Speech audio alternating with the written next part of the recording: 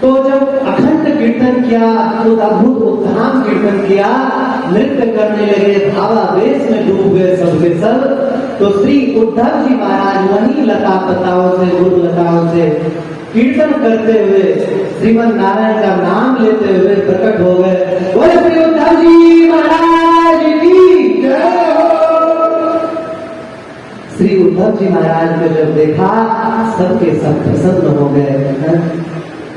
सर्वेनांग विज्ञान दृष्ट्वा श्रीकृष्ण रूपिणम् उद्धवं पूजयां चक्रुः प्रतिदग्ध मनोरथा।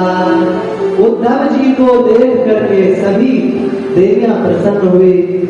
उद्धव जी ने एकत्र लोगों को देखा और परीक्षित बजनाभ को हृदय से लगाया, हृदय से लगा करके कहा, हे परीक्षित, तुम धन्य हो, धन्यों से राजन कृष्ण भक्तैक भक्त्या पूर्णों से नित्यदा। बोले हे राजन, हे बजनाभ, हे परीक्षित, तुम धन्य हो, तुम्हारी मति भगवान श्री कृष्ण ने अत्यंत लगी हुई है, लगी हुई है। बड़े सौभाग्य की बात है कि भगवान श्री कृष्ण की पत्नियों और बजनाभ के संग से तुम्हारे हृदय में भी भगवान की भक्ति बहुत अद्भुत रूप से निवास करती है। बताओ तुम लोगों को क्या चाहिए?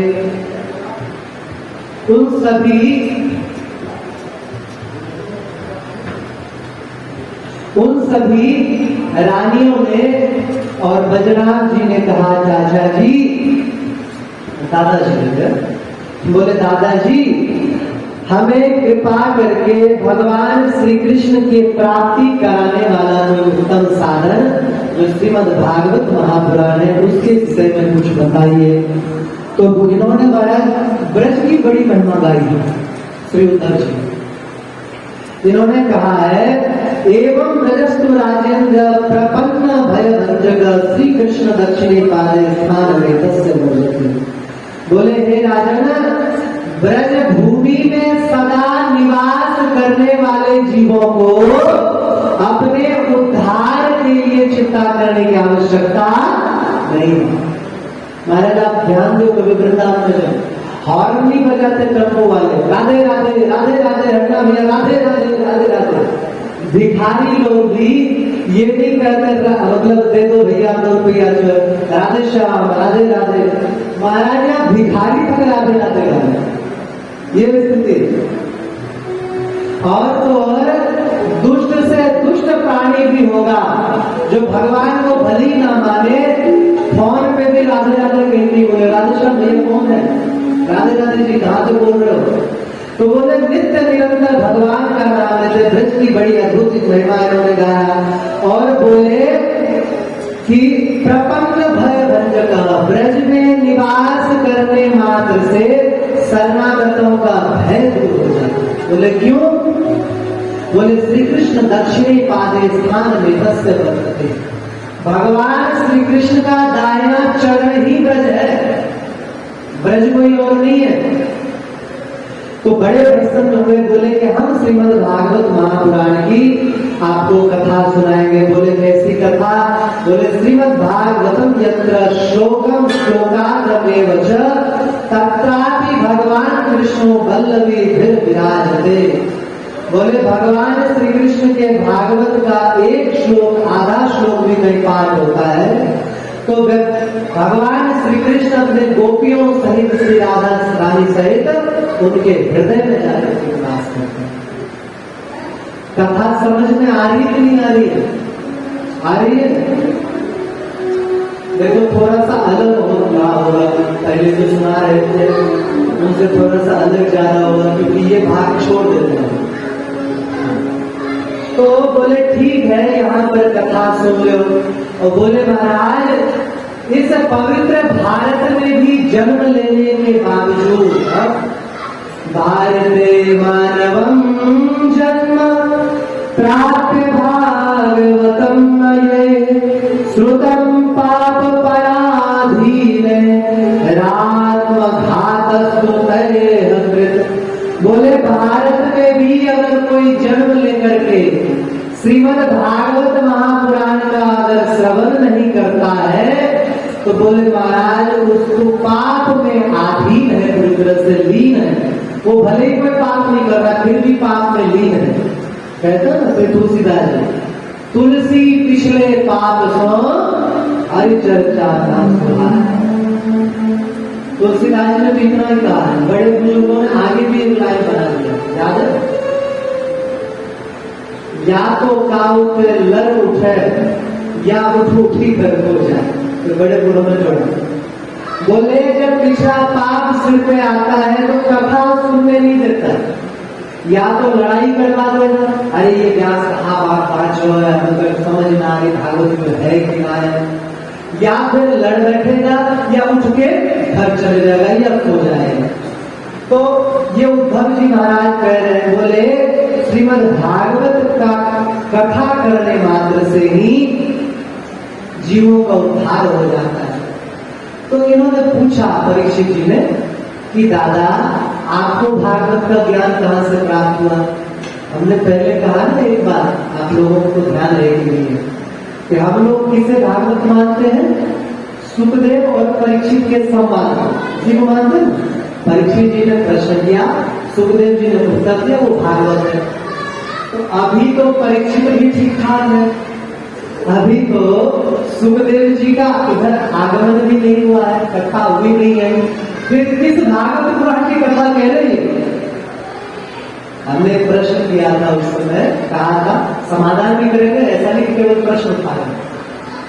और सुखदेव जी महाराज ने जब व्यास जी से कथा पढ़ने गए तो क्या वो सुखदेव परीक्षित संवाद पढ़े जाते हैं?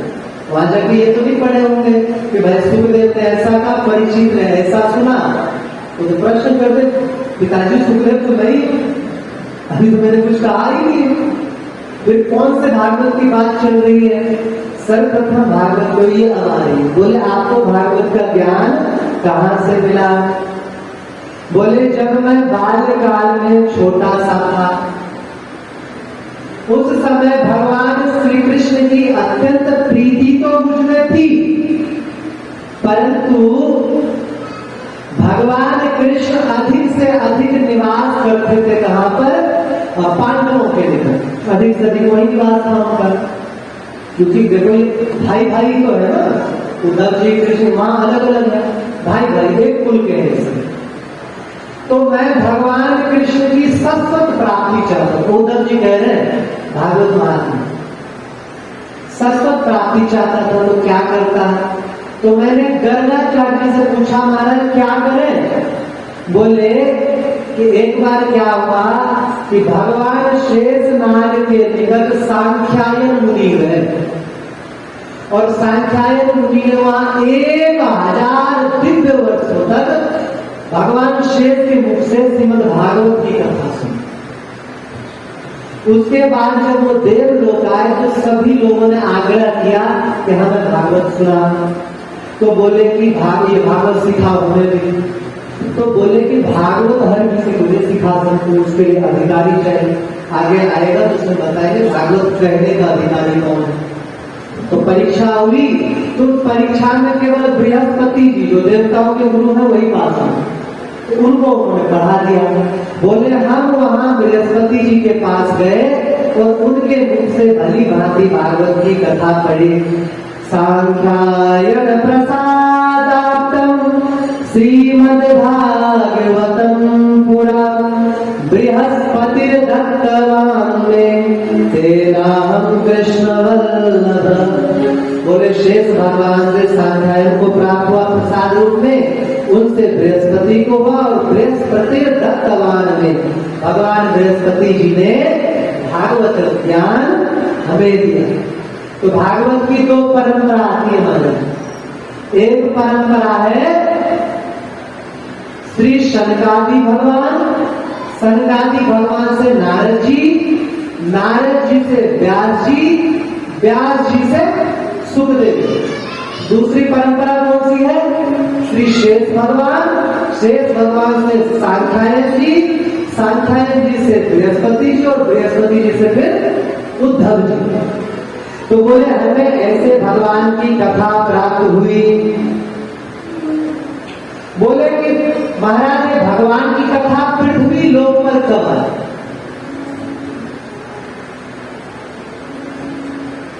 बोले कि जिस समय ठाकुर जी प्रकट हुए नारायण रूप, उस समय उनके नाभि से ब्रह्मा जी प्रकट हुए। ब्रह्मा जी को बोले कि बेटा तुम जो है सृष्टि का कार्य संभालो। भगवान शंकर को प्रकट करके बोले कि तुम जो है विनाश का कार्य संभालो, और विष्णु जी को बोले कि तुम जो है ये पालन का कार्य संभालो।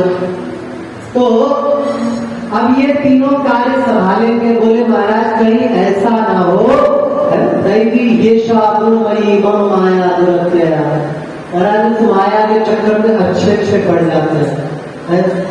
बलराम जी कितने भगवान के परम भक्त है कि नहीं है? स्यमंतक मणि प्रसंग में उनको भगवान कृष्ण पे संदेह हो गया। भगवान कृष्ण का हमें नहीं मिला, प्रसन्नजीत के मरने के बाद भी नहीं मिला, और वो जो क्या नाम है वो सुषमा है उसके मरने के बाद में नहीं मिला। इनको लगा रुक्मिणी को देने के लिए झूठ बोलो, वतन में ना गल से उनको वो हो जाता है। स्वयं ब्रह्मा जी जिन्होंने भगवान के सामने प्रकट होकर के ठाकुर जी को कहा कि आप अवतार मतलब बहुत परेशान कर रहा है, वही ब्रह्मा जी कृष्ण लीला देख के मोहित हो जाते हैं भगवान है कौन है? यशोदा मैया वो मोहित हो जाती है रस्सी बांधते बांधते कि कोई भगवान है तो नहीं है।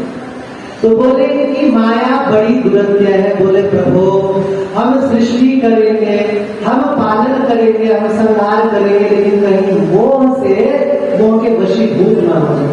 महाराज कोई नीम का पौधा भी घर में लगा तो काटने में पीड़ा होती है, और भगवान ब्रह्मा की तो पूरी सृष्टि है, उससे मिटाने में बड़ी पीड़ा होगी, और मोह में फंस जाएंगे, मिटाएंगे नहीं तो मानव अगर संख्या बढ़ जाए तो क्या होगा?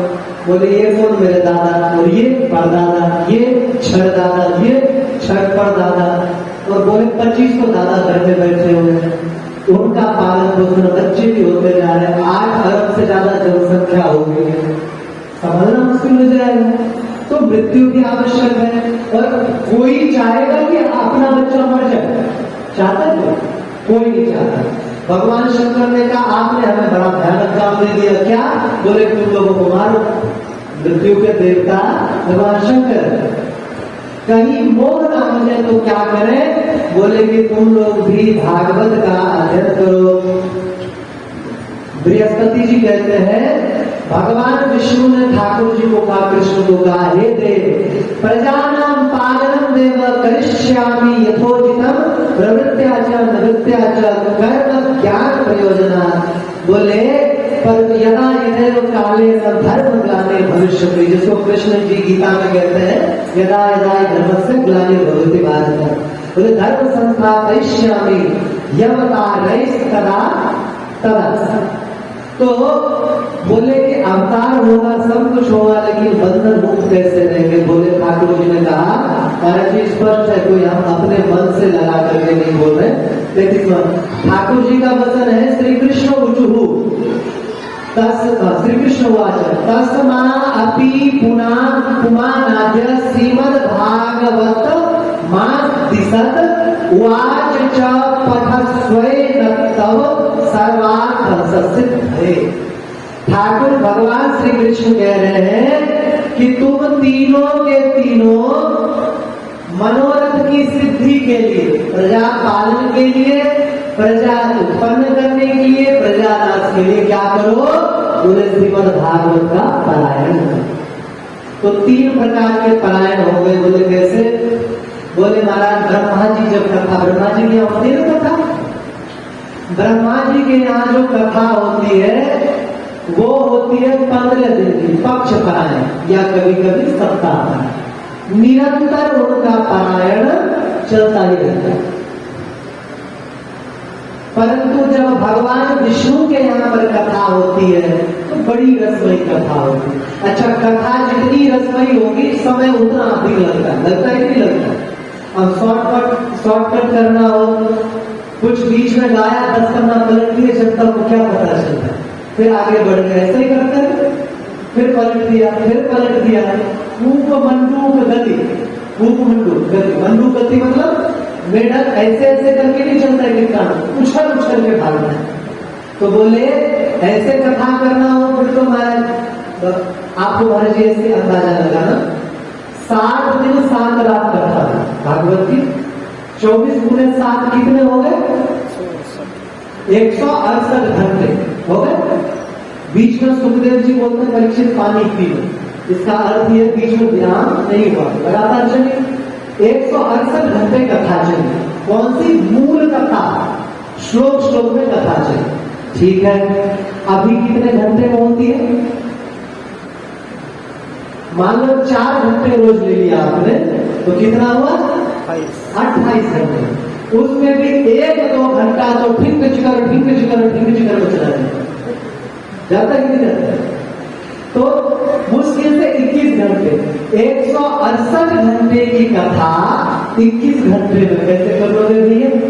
जब बहुत लोग कहते हैं महाराज तो एक श्लोक नहीं छोड़ते, अच्छा तो मैं लोगों को कहता हूं केवल मूल पाठ करो, हिंदी में पढ़ने लगे स्पीड से पढ़ो, तो रोज 10 घंटा पाठ करके 7 दिन में समाप्त कर दे। देखो हिंदी जिससे बोलते हैं, रोज 10 घंटा पाठ करके भी 7 दिन में समाप्त नहीं करता हूं। हिंदी भी पढ़ोगे तब भी प्रैक्टिकल करके देखो। तो कथा जितना मधुर होगा उतना विस्तार होगा। तो जब भगवान विष्णु कथा करते हैं महाराज जी कथा और रसमयी हो जाती है, तो वो क्या करते हैं बोले मास पारायण, 1 महीने का पारायण करते, कुछ नहीं छोड़ते। लेकिन जब लक्ष्मी मैया कथा करती है, हाँ स्पष्ट इसमें श्लोकों में वर्णन है, जब लक्ष्मी मैया कथा करती है तो लक्ष्मी मैया के कथा में और भी रस बढ़ जाता है। लक्ष्मी मैया 2 महीने की कथा करती है, विष्णु भगवान 1 महीने की, लक्ष्मी मैया 2 महीने की कथा करती है। लेकिन जब वही कथा भगवान शंकर की तरफ चली जाती है, भगवान शंकर जब कथा करते हैं तो महाराज 1 वर्ष तक कथा चलती है। देखो श्लोक में बताते हैं, यदा विष्णु स्वयं वक्ता लक्ष्मीश्च श्रवणे रताः तदा भागवत श्रावो मासे नैव पुनः पुनः। बोले जब भगवान श्री विष्णु जी कथा करते हैं तो 1 मास में कथा करते हैं, बार करते हैं, परंतु यदा लक्ष्मी स्वयं वक्त्री विष्णुश्च श्रवणो रतः मासद्वयं रसास्वादः तदा तीव सुशोभते। मासद्वयं जब लक्ष्मी मैया कहती है तो लक्ष्मी मैया का हृदय और कोमल है, तो उनको 2 महीने लग जाते हैं कथा करने। लेकिन महाराज जब भगवान शंकर कथा करते हैं तो भगवान शंकर को कितना समय लगता है, बोले भगवान शंकर को पूरे 1 वर्ष का समय लग जाता है महाराज, 1 वर्ष की उनकी पारायण चलती है। और वैसे भी भागवत के एक विषय को समझना हो ना तो वर्ष भर का समय तो लगता ही है, 1 वर्ष का लगता है। परंतु जब श्री पार्वती मैया कहती है तो उसी को 2 वर्ष लग जाता है। बोले मैंने ये बृहस्पति जी से सुना और धीरे धीरे मैं बद्रिकाश्रम में निवास करते हुए फिर ब्रज में आया और यहाँ निवास कर रहा हूँ। तो बोले है परीक्षित में भागवत का पाठ तो अवश्य करूंगा, परंतु एक पीड़ा है। क्या? बोले पृथ्वी पर कलयुग पदार्पण कर चुका है, तो कलयुग बाधा जरूर देगा। कोई भी उत्तम कार्य हो, अच्छा काम हो, उसमें बाधा कलयुग जरूर देता है, जरूर बाधा नहीं। तो बोले कलयुग को अगर किसी तरह रोक सको तो भागवत की कथा। कलयुग मतलब क्या होता है जानते हो? कलयुग मतलब होता है साधारण शब्दों में कलह वृत्ति। आपने पढ़ा होगा या सुना होगा संतों से, क्या हुआ कि युधिष्ठिर महाराज के समय में एक अभियोग आया। अभियोग समझते हो? केस, कोर्ट में केस डालते हैं, ऐसे एक अभियोग आया। 2 व्यक्ति लड़ते झगड़ते हुए आए। उदाहरण के तौर पे राम के जमीन को राम ने श्याम को बेच दिया, तो श्याम अब मालिक तो श्याम हो गया, रजिस्ट्री उसके नाम हो गई। श्याम ने जब वहां पर खुदाई करी, श्याम ने जब खुदाई करी कुआं के लिए, जल के लिए, तो खुदाई में सोने का घड़ा मिल गया जिसमें स्वर्ण की भरी थी, मुद्राएं भरी थी। उसे देख करके उसके मन में विचार आया, युग अच्छा है ना, उत्तम प्रभाव, अरे ये तो मालिक का है। तो वो उठा के वो घड़ा गया और राम को दिया कि राम जी ये आपके यहाँ से निकला। राम ने कहा देखो जब तक हमारे भाग्य में था तो हमें वही मिल जाता, हमने बेच दिया तुम्हारा होगा। श्याम ने कहा महाराज जैसे कैसे, आपके पूर्वजन गाड़ा हो, ये आपका है, तो ये मेरा नहीं तुम्हारा है। ये कहते हुए दोनों की लड़ाई हुई, दोनों सभा में पहुंचे। भगवान श्री कृष्ण जी बैठे थे, अभियोग सुन करके बड़े आश्चर्यचकित हुए। युधिष्ठिर महाराज ने ठाकुर जी को कहा प्रभु अब क्या किया जाए? बोले प्रतीक्षा करो, बोलो की बात नहीं, ठीक है बात है। थोड़े समय बाद फिर वो दोनों आए, अपना अपना वकील लेके आए और ये बताने के लिए कि ये मेरा है क्योंकि मेरे पेट में निकला है, इसने चुरा के रखा था। भगवान श्री कृष्ण का देखो अब कलयुग आ चुका है, क्या करें? बोले राम की बेटी है और श्याम का बेटा है, दोनों का ब्याह करा के दक्षिण में दे। तो कलयुग के प्रति महाभारत की कथा कोई बड़ी गलत नहीं बता रहे। कलयुग की शुरुआत किससे हुई? कलह से है। दूसरा कलयुग की शुरुआत कब होती है? जब गौ पे अत्याचार, बैल को सताने को लेके तो दर्शन हुआ था कलयुग का। तो बोले कलयुग है, कलह अवश्य लाएगा, तो क्या करो? बोले जाकर के उसे दंडित करो। इन्होंने उद्धव जी के चरणों में प्रणाम करके कहा हे हरिदास उद्धव जी महाराज, हरिदास पया कार्य श्री भागवत कीर्तन आज्ञाप्यो हम यथा कार्य सहायोत्र मया तथा। बोले हे उद्धव जी महाराज आप निश्चिंत होकर के श्रीमद् भागवत महापुराण की कथा का कीर्तन करें। जिस कार्य के लिए आपने मुझे नियुक्त किया है दादाजी, मैं वो अवश्य पूरा करूंगा। परीक्षित की बात सुनकर के प्रसन्न हो गए। जब प्रसन्न हो गए तो राजा ने कहा कि महाराज एक बात बहुत अद्भुत है। क्या? बोले बात ये है मैं बड़ा उदास हो गया। क्यों? बोले कली तू निग्रहीष्यामि सातते वचसि स्थिता श्री भागवत संप्राप्ति कथम भविष्यति। बोले महाराज कलयुग को तो मैं दंडित कर दूंगा, परंतु हे उद्धव जी महाराज आपके मुख से भागवत कथा हमें कैसे मिलेगी? भागवत कथा श्रवण करने की पिपासा जो है हमारी कैसे शांत हो? महाराज भगवान की कथा में अगर रुचि किसी की एक बार हो जाए तो एक बार भोजन छोड़ देना। आपने सुना है गुरु शरणानंद जी, जो अंधे गुरु शरणानंद जी, मनगढ़ंत सच्ची घटना, अभी उनका स्थान है मानव सेवा संग्राम। महाराज जी एक गांव में निवास था, गांव में चेचक फैले। आजकल की भाषा में कहते माता रोग है, छोटी माता हो, पूरे शरीर पे फुंसी फुंसी। तो पहले जब फैलता था तो बड़ी माता फैलता था, मोटी मोटी फुंसी, मर जाते थे उससे। आप बड़े बूढ़े दादाजी आप लोगों को याद होगा।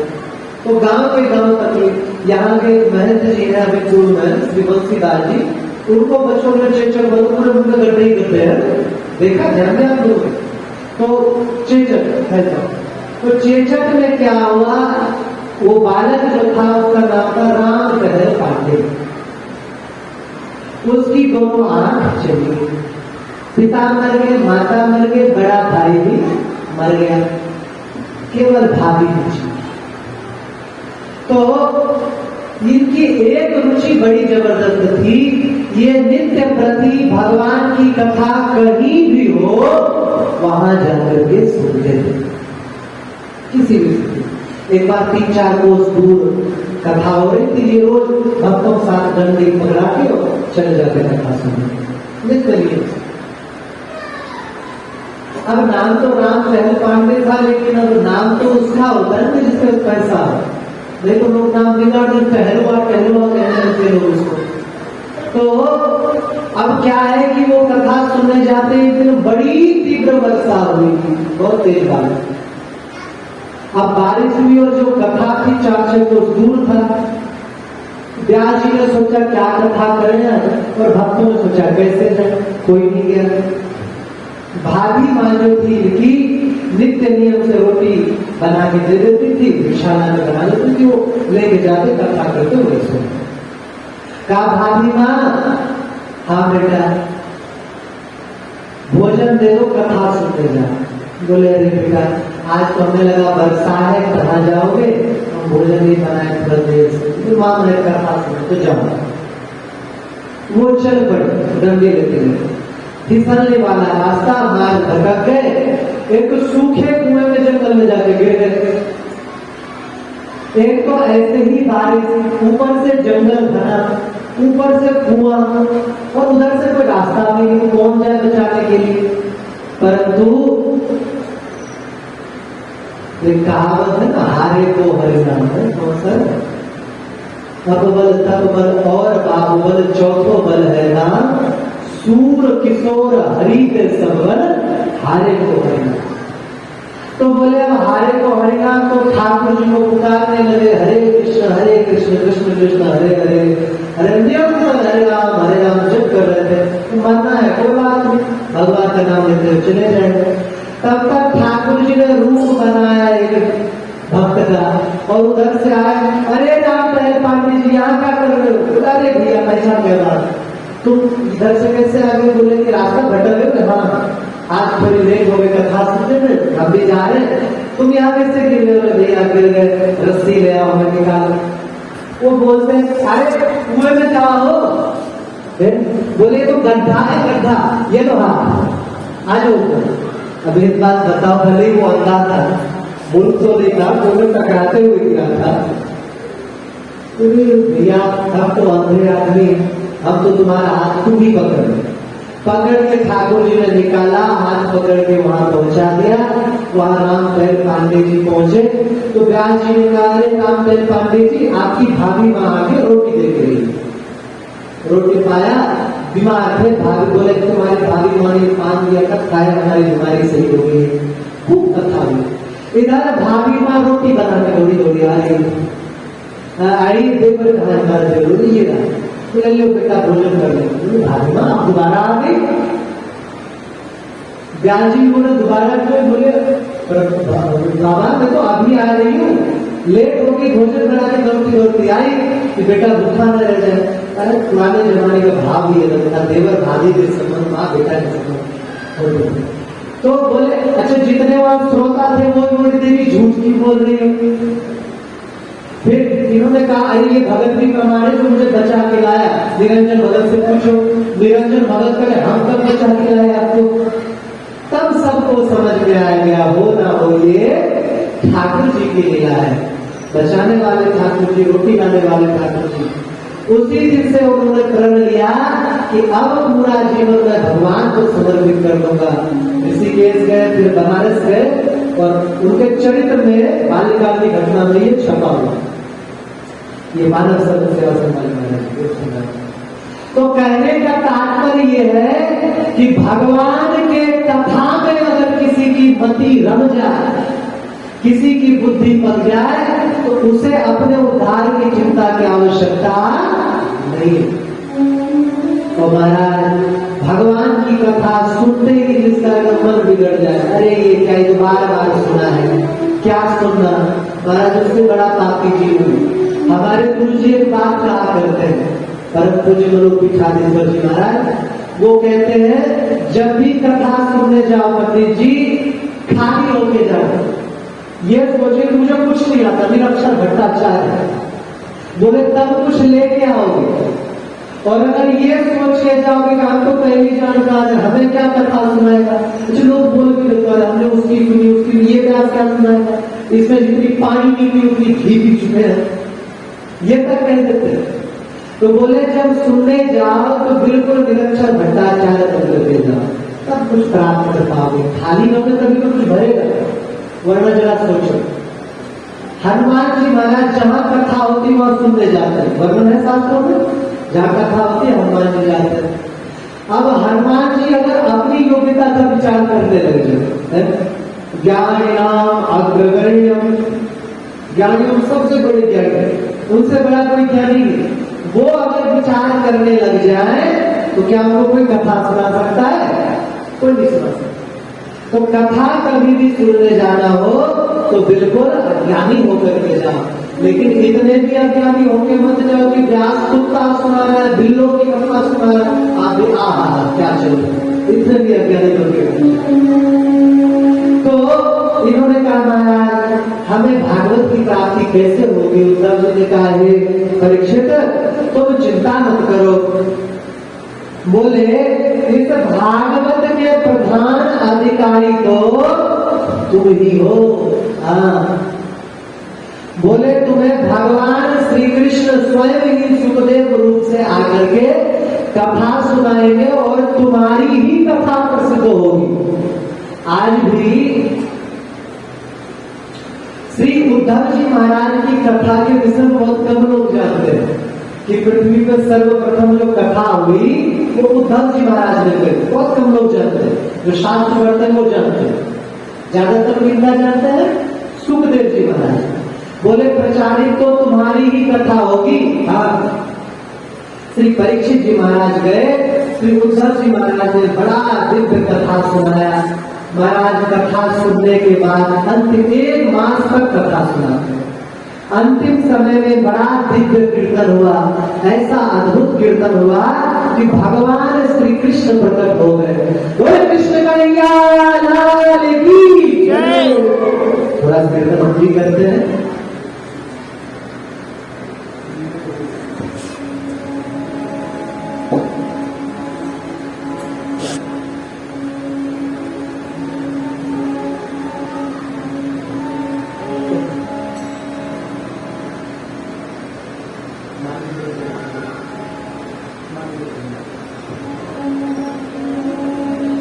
राधे कृष्णा राधे कृष्णा कृष्णा कृष्णा राधे राधे राधे कृष्णा राधे श्यामा श्यामा श्यामा राधे राधे कृष्णा राधे कृष्णा कृष्णा कृष्णा राधे राधे राधे श्यामा राधे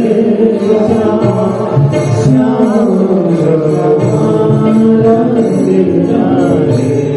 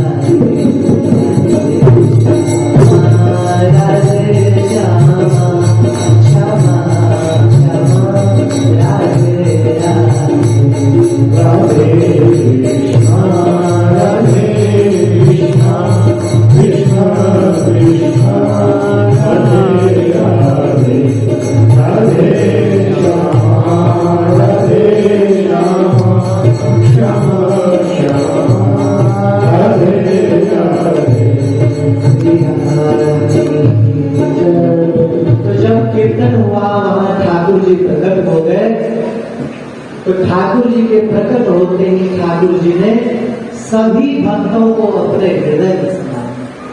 बद्रीनाथ जी ने भी, उनके पुत्र का नाम है प्रतिबाहु, प्रतिबाहु को राजा बनाया और ठाकुर जी के चरणों में लीन हो गए। और इस भागवत महात्म को श्री विठल नाथ जी, श्री वल्लभाचार्य महाप्रभु जी ने बड़ा महत्व दिया। बोले इस भागवत महात्म का भी अगर कोई श्रवण कर ले तो महाराज यह एकाम भगवत प्राप्ति श्रृणु याचपि कीर्तये तस्य वै भगवत प्राप्ति दुख अनिश्चय जायते। इसकी कथा जो अभी हुई महात्मा की कथा, इतना भी कोई सुन ले तो दुखों से मुक्त होकर के वो भगवान के शरण में चला जाता है।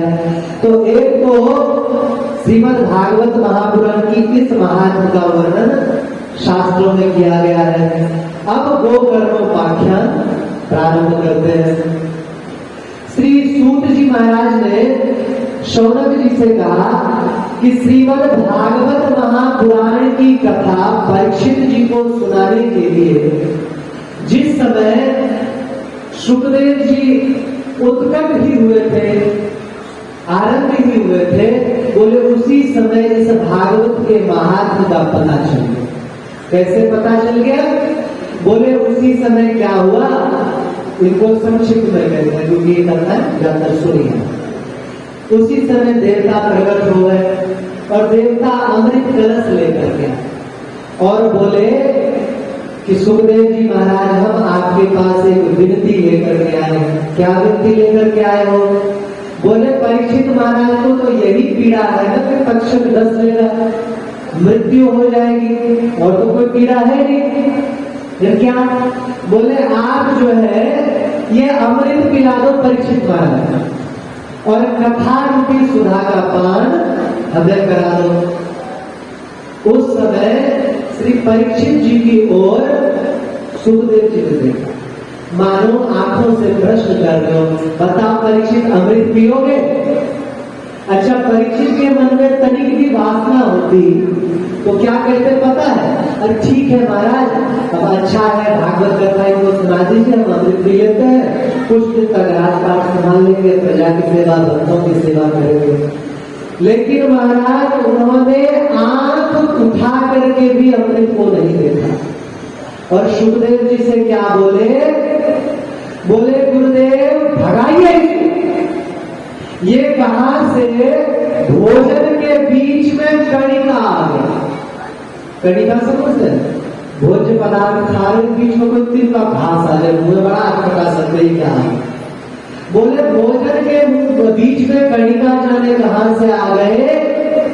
हमें तो कोई अमृत पी करके अमर नहीं होना है, बल्कि भगवान श्री कृष्ण के भक्ति में लीन होना है।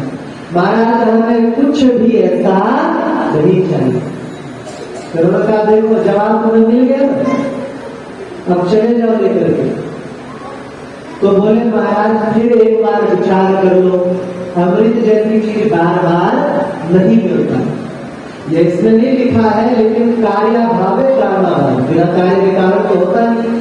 ऐसे कैसे क्रोधित हो गए सुखदेव जी की बोलने पर? तो कहते जैसे उन्होंने कहा देख लो महाराज, क्योंकि अमृत बार बार नहीं मिलता। एक चीज स्मरण रखना प्रभु, पहले बता दें बातों को। उन्होंने फटकार लगाई और फटकार लगा करके कहा कि अरे देवताओं को सुधा को कथा लोके को काचन को बड़ी मान। जैसे कोई व्यक्ति कांच देके मणि लेना चाहे, बोले कहां कथा सुधा और कहां तुम्हारी तुच्छ अमृत सुधा। महाराज जी क्या अमृत तुच्छ है? अमृत तुच्छ नहीं, अमृत तुच्छ नहीं है, भगवान की कथा के आगे तुच्छ है। महाराज जी अमृत प्राप्ति के लिए भगवान को 4 अवतार लेने पड़े। पहले विष्णु रूप से मंदराचल उखाड़ के ला रहे, नीचे क्योंकि वो जैसे समुद्र में रखा नीचे जाने लगा, कच्छ भगवान करके नीचे बैठे हैं। एक रूप से ऊपर धारण करके रखा है, धनवंतरी रूप से अमृत लेके प्रकट हो रहे हैं, और तो और पिलाने के लिए मोहिनी अवतार ले रहे हैं। जब देवता और दानव दोनों थक गए तो एक विराट रूप धारण करके खुद ही इधर से पूंछ और इधर से मुंह पकड़ के, और महाराज क्या कहते हैं उसे, बिलोते हैं, वो खुद ही मंथन कर रहे हैं। तो अमृत प्राप्ति के लिए कितने अवतार लेने पड़े? 4-5 अवतार लेने पड़े। तो क्या अमृत व्यर्थ है या अमृत तुच्छ है? बोले अमृत तुच्छ नहीं है, परंतु कथा सुधा के आगे वो तुच्छ प्रतीत होता है। कथा सुधा के आगे वो श्रेष्ठ प्रतीत नहीं होता। तो को कांचन को बड़ी महान करके फटकार के उन्हें भगा दिया। अच्छा देखो एक बात है, कोई ये चर्चा कर सकते हैं कि सुखदेव जी ने ऐसा क्यों किया, वो सुन लेते कुछ घट जाता है? बोले कुछ नहीं घटता, परंतु वो कथा सुनने के भाव से नहीं आए थे, वो तो बनियागिरी करने आए थे। महाराज सुधा ले लो और कथा दे दो। तो भगवान की कथा, भागवत की कथा बेची नहीं जाती। हम आपको बताएं, नारायण जी पहुंचे हमारे पास और एक बार नहीं कई बार उन्होंने पूछा क्या लोगे महाराज कथा के लिए। हमने एक बार कहा कथा का भी कोई मूल्य नहीं है। फिर भी देखो एक कथा आती है, ये इस प्रसंग पे सुना है। वाल्मीकि रामायण सुना है? नाम सुना है वाल्मीकि रामायण?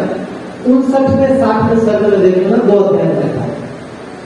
क्या हुआ, भगवान श्री राम जी ने, राम राज्य महाराज जी, एक बड़ा सा घंटा लटका रखा था अपने भीतर महल में। उसकी रस्सी बाहर लटका रखी थी। क्यों? बोले 12 बजे रात को भी कोई आए और घंटा बजा दे तो राम जी को पता चल जाए कि भाई आती है। इसलिए एक दिन घंटा बजने लगे, टन। बोले लक्ष्मण जी से, लक्ष्मण जाओ देखते। लक्ष्मण जी गए, कुत्ता था, कुत्ता को बोले चलिए भीतर चलिए। भीतर आया, बोले क्या तकलीफ है, क्या पीड़ा है आपको? बोले महाराज एक ब्राह्मण देवता ने मुझे बिना मेरी गलती के 4 डंडी मार दिया। महाराज कुत्तों को भी ऐसे नहीं मारना चाहिए। कुत्तों, सभी कुत्तों की अधिष्ठात्री देवी होती है, शर्मा नाम की कुतिया। कहते हैं जो कुत्तों को पीटते हैं वो नरक लोग जाते हैं, वहां शर्मा नाम की कुतिया के पास सैकड़ों की संख्या में भयानक कुत्ते होते हैं। वो उस पर छूटते कुत्ता को नोच कर खाता है। गरुड़ पुराण के अंत में है और भागवत पुराण में 28 नंबर में होता है। तो कुत्तों को बिना कारण नहीं मारना चाहिए। हमने थोड़े बहुत मारे थे, मंदिर में गौशाला में वो गैया के बच्चे को काटते थे, उसमें बहुत बड़ी नहीं थी, तो फिर क्या करते, पीट के भगाते थे। लेकिन वो तो गौ माता है, भूजना देते थे। तो बोले कि हमें बिना गलती के 4 डंडी मारा ब्राह्मण। राम राज्य था, सबका मतलब न्याय होगा। बुलाइए ब्राह्मण देवता को। बुलाया, ब्राह्मण की पूजा करके बिठाया। फिर बोले ब्राह्मण देवता आपने इसको, इस श्वान को, इस कुत्ते को क्यों मारा? बोले महाराज गलती तो हो गई, आप जो दंड देना चाहो। बोले नहीं बता, पहले कारण तो बताइए क्यों मारा? बोले महाराज मैं त्रिग्रही ब्राह्मण। त्रिग्रही समझते हैं? 3 घर में ही भिक्षा करके जीते। 3 घर में नहीं मिला तो वो चौथे घर में भिक्षा करने नहीं जाए। बोले ऐसा ब्राह्मण। बोले अच्छा।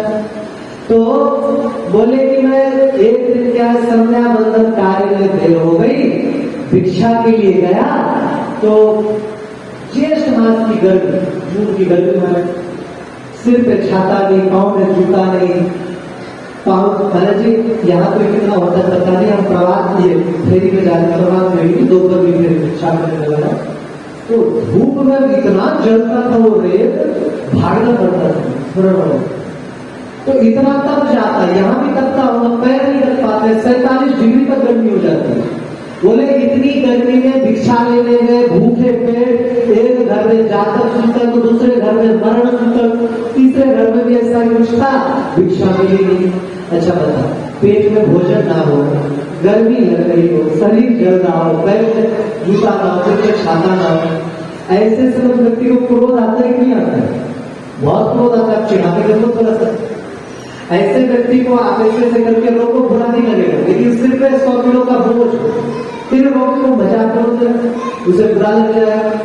बोले कुत्ता सामने दिखा में अच्छा नहीं लगा, इसको 4 डंडी मार दिया। गलती तो हो गई, अब दंड दे दीजिए। फिर क्या दंड दिया जाए, क्योंकि वो ऐसा समय था जब ब्राह्मणों को शारीरिक दंड नहीं दिया जा सकता। किसी ने कहा कि कुत्ते से पूछ लो ना, ठीक है, कुत्ते से पूछा क्या दंड दिया जाए। कुत्ते ने बताया कालंजर मठ चित्रकूट में, महाराज जी आज भी विशाल है, आपको गए हो कालंजर मठ। उस समय का जो वर्णन आया है वो बोले हैं कि 1 योजन की भूमि में थी, कितना 12 किलोमीटर 4 कोस जितना बड़ा स्थान बाउंड्री वाला, अब भी विशाल है। तो बोले उस स्थान का महल बनाना। ऐसा ही किया, हाथी को बिठा के महल बना के विदा कर दिया। तो लोगों ने खुद गुस्साने लगे, अरे भैया इसको दंड दिया है, पुरस्कार दे दिया, इसको सजा दी या फिर इनाम दे दिया, क्या दिया? भगवान श्री राम जी ने कहा स्वान से पूछो, कुत्ते से ही पूछ लो। कुत्ते ने बोले महाराज ने बहुत बड़ा दंड दिया, छोटा कुमारी बहुत बड़ा दंड दिया। क्या? बोले उस स्थान का पिछला महल नहीं था। अरे कुत्ता कैसे बन गए?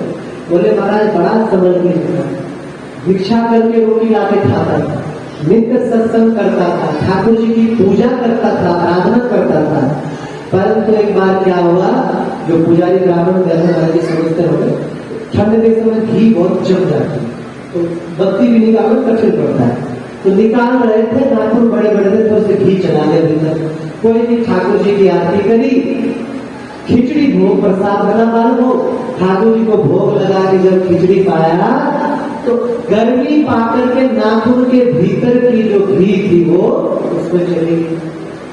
ठाकुर जी को जो निमित्त दिया हुआ भोग है, जो निमित्त दिया हुआ धन है, वो पदार्थ भीतर चला गया। इतने से पाप से मुझे कुत्ता बना। अब जरा सोचना, भगवत द्रव्य इतना नुकसानदायक होता है, तो भागवत कथा फिक्स करके हम तो इतना लाभ लेंगे, हम इतना 1000 लेंगे, अब इतना करोड़ लेंगे। तो आप लोगों को नहीं लगा जी कुत्ते नहीं पढ़ने आते, जहां देखो कुत्ते ही कुत्ते। आपको यकीन ना हो बाबा, किसी गांव में बीच में जाके शंख बजा के देखो, 10 कुत्ते शंख बजाते हुए आ जाएंगे कि हम भी बजाना चाहते हैं। ऐसे ही नहीं, वो संस्कार है उसके। तो अगर कोई, लेकिन ऐसा मत समझना कि कोई पुजारी जी पूजा करवा रहे हैं या अपनी आराधना करवा रहे हैं उसके बदले भी धन दे रहे हैं, उनको दक्षिणा दीजिए। लेकिन भगवत कार्य से संबंधित जो भी कार्य हो, जो दूसरों की भलाई का कार्य हो, पुराण वाचन का कार्य हो, उसमें तो 1 रुपया भी लोगे कह करके हमें तो इतना रुपया चाहिए। महाराज नरकगामी होने से कोई रोक नहीं सकता। हमारे बड़े बाबा सरकार की श्री रमेश बाबा जी महाराज कथा सुनाते थे कि श्री भरत जी ने कौशल्या माता से कहा, हे माता, अगर राम जी को भेजने में हमारा तनिक भी हाथ हो तो मुझे वो पाप लगे जो धर्म की ध्वजा धारण करके ग्रंथ बेचने वाले को लगता है। तो बाबा महाराज खुद ही बोलते थे कि मैं बाबा से प्रश्न करता कि बाबा ग्रंथ बेचने का काम कर, बोले भागवत आदि पुराण के वाचन को बोले सबसे बड़ा पाप होता है। तो देवताओं कथा क्यों नहीं सुनाई? क्योंकि वो ज्ञान खरीदने आए थे महाराज जी, कथा सुनने नहीं आए थे। समझ में आ रहा है? दिया है आप लोगों का? अरे तो समझ लो, अरे समझो, बोलो राधे राधे। तो इस कारण से कथा नहीं दी, लेकिन देवता लोग ब्रह्मा जी के पास चले गए, पिता आपको पता है क्या हुआ? बोले क्या हुआ? सुखदेव जी ने हमें तो कथा नहीं दी, परीक्षित को सुना दे, साधारण इंसान। बोले अच्छा, देखते हैं उसका प्रभाव क्या होता है। महाराज जी शास्त्र में कथन है, सर्प का काटा हुआ और काल मृत्यु हुआ व्यक्ति का उद्धार नहीं है। सांप किसी को खा जाए वो जी बहुत लंबे समय तक है। तो क्या देखते हैं कि परीक्षित जी महाराज वैकुंठ के विमान पे बैठ करके दिव्य भक्तों के जयकारों से युक्त होते हुए ब्रह्मलोक को भी क्या पीछे छोड़ते भगवत धाम चले गए। बड़ा आश्चर्य हुआ ब्रह्मा जी को। ब्रह्मा जी ने उसी समय मन की धरातल का तराजू मंगाया और सब पुराणों के वाचन का क्या फल एक तरफ रखा, भागवत पुराण के वाचन का फल एक तरफ रखा, परंतु भागवत का पलड़ा ही भारी था। अब मेरी सुन के ये मत करने लग जाना कि पुस्तक रख के देखने, पुस्तक है तो जड़ है, वो तो भारी रहेगा, दूसरा पौधा भारी हो जाएगा। उन्होंने मन के स्तर पर तोला कि किसका फल अधिक होता है। तो बोले कभी से यह बात अत्यंत प्रसिद्ध हो गई। नारद जी को लाइट यहाँ नहीं हो सकती, इसमें लग जाएगी बिच्छू लगेगा, तो लाइट में अंधेरा समय। कृष्ण कृष्ण कृष्ण। तो बोले महाराज तभी से यह बात जगत में प्रसिद्ध हो गई कि श्रीमद् भागवत के समान कोई भी साधन नहीं है। बोले इससे पूर्व काल में सनकादि महर्षियों ने नारद जी को सुनाया। तो श्री शौनक जी कह रहे महाराज आप तो एक से एक अद्भुत बात बता रहे। पहले कह रहे सुखदेव जी ने भागवत पढ़ ली, जो सुखदेव जी परम तत्व ज्ञानी गर्भ से ही निश्चित होकर छोड़ के चले, वो सुखदेव जी महाराज ने तो भागवत पढ़ ली। और जो नारद जी कहीं दो क्षण भी नहीं ठहरते, वो नारद जी ने कथा सुनी। ये घटना कैसे घटित हुई? बोले सुनो यार, कथा मैं सुनाता हूँ, इसको संक्षिप्त सुना करके आगे बढ़ेंगे, क्योंकि आप लोगों ने ये कथाएं बार बार सुनी, जो नहीं सुनी उसको विस्तार से सुना। बोले विशालापुरी में सनकादि महर्षि बैठे हुए थे, तभी उन्होंने देखा कि नारद जी भागते हुए चले गए। उन्होंने नारद जी को देखा विशालापुरी बद्रिका से, पूछा रे नारद जी कहाँ भागे चले जा रहे हो? महाराज वर्णन में एक बार तो नारद जी सुन ही नहीं पाए, नारद जी छोटे भाई कहाँ जा रहे हो? देखा रे बड़े भैया प्रणाम की, हम तो आपको ही ढूंढ रहे थे, क्या हुआ कहाँ जा रहे हो? बोले आपका मुख उदास क्यों हो रहा है? कथम ब्रह्मन दीन मुख कुतश्चित्ता गुरु भगवान त्वरितम गम्यते पुत्र कुतश्चादवनं तव। आप इतनी तीव्रता से कैसे कहाँ जा रहे हैं? आप चिंता तो क्यों दिख रहे? बोले आपका मुख तो उस व्यक्ति के समान लगता है, उस व्यापारी के समान जिसका पूरा धन लूट गया। किसी का धन लूट जाए तो देखते क्या हालत होती है, तो छटपटाता है। बोले आप इतने पीड़ा में हैं, तो आपकी पीड़ा भी कोई साधारण पीड़ा नहीं होगी, पर दुख दुखित संत है, जब कोई और पीड़ा होगी। क्या बात है? अभी देखो ये कह रहे हैं कि आप ऐसे ऐसे हो, बाद में इसी पीड़ा की प्रशंसा करें। इन्होंने बताया महाराज क्या बताए, हम जो है सर्वोत्तम लोक समझ करके पृथ्वी में है, वहां पर पुष्कर प्रयाग काशी गोदावरी नासिक आदि में विचरता रहा, परंतु कहीं भी अंदर शांति नहीं हुई। सर्वत्र कलयुग का वास था। क्या बात कर रहे हो? बोले महाराज सच बोलने वाला कोई भी व्यक्ति नहीं मिला, सत्य मनाती। क्या बात कर रहे हो? सच बोलने वाला कोई नहीं। महाराज बोले सच भी बोलता तो झूठ मिला करके। एक व्यक्ति भोजन कर रहा है, क्या कर रहे हो? बोले कुछ नहीं, भोजन कर रहा है। अरे जब भोजन कर रहे हो कुछ नहीं बोले, क्या जरूरत थी? बोले कहाँ जा रहे हो? कहीं नहीं महाराज, बस बरसाने परिक्रमा करके आ रहे हैं। अरे जब जा रहे हो बरसाना बोलो, कहीं नहीं बोलने की क्या जरूरत है? तो बोलते हैं सच भी बोलते हैं तो झूठ लगा है। झूठ की इतनी आदत हो गई है कि सत्य मन में ही नहीं बैठता, बार बार असत्य नहीं करता। बोले सत्यम नास्ति, और फिर नास्ति तपः, तप नहीं है। महाराज जी आज के युग में नहीं बता रहे हो, आज से 5000 साल पहले बोल रहे, अभी तो कल्पना छोड़ो। बोले क्या तपस्वी लोग नहीं रहे? बोले तप के नाम पर ढोंग करने वाले ज्यादा रहे, असली तपस्वी खोजने से भी बहुत कम मिलते, बहुत कम मिलते महाराज। आप देखो प्राय हम नहीं करेंगे, निंदा की बात भी नहीं होनी चाहिए, परंतु अगर व्यक्ति गृहस्थ हो तो एक औरत रखेगा, 2 औरत रखेगा, परंतु आजकल स्थिति ऐसी हो गई है, किसी का नाम नहीं लेंगे, दिल्ली वगैरह प्रसिद्ध है, विरक्त बनने के बाद 1000 चाहिए। ऐसे 1-2 बेटा होगा तो 1000 बेटा कर लिए, ऐसे एकाध गाड़ी मुश्किल से हो गया, 1000 गाड़ियां आगे पीछे दौड़ा रहे। तो क्या तपस्वी रह गए? बोले जीवन से तप चला गया। नास्ति शौचम, शौच जीवन में नहीं रह गया महाराज। ये बहुत जरूरी बात है। लोग तनिक सा भक्ति में आते ही बोलते हैं अरे महाराज कहाँ पवित्रता अपवित्रता वाली बातें करने लगते हैं। बोले मंदिर जा रहे हाथ पैर तो बोला है क्या मैं भगवान को भाव से भी यही कहते हैं। महाराज जी एक घटना महाभारत की, शौच कितना आवश्यक है ये यहाँ शुद्ध रूप से सत्यम नास्ति तथा शौचम। कोई बाहर जाकर थोड़ा बच्चों को शांत कर लेना, शोर शांत कर।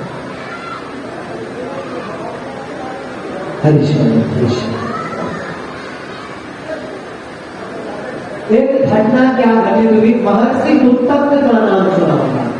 शौच कितना आवश्यक है होता है, पवित्रता कितनी आवश्यक है। महर्षि उत्तम जो थे महर्षि वेद के शिष्य थे। महर्षि वेद ने कहा कि बेटा मैं जा रहा हूं 6 महीने के लिए घर से बाहर, गुरु माता जो कहे वो करना, सेवा कर। ये सेवा करने लग गए। सेवा करते करते बहुत समय व्यतीत हो गया। गुरु माता भी प्रसन्न हो गई, संक्षिप्त में बताएंगे। गुरु जी भी प्रसन्न हो गए।